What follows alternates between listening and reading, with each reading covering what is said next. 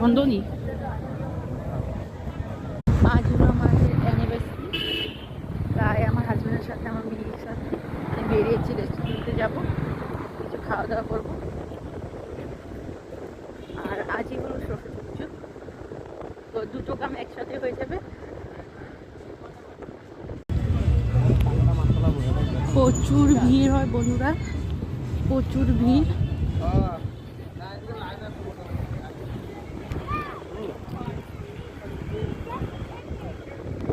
রামনিয়ে কোনো পুজো হলেই প্রচুর ভিড় হয়।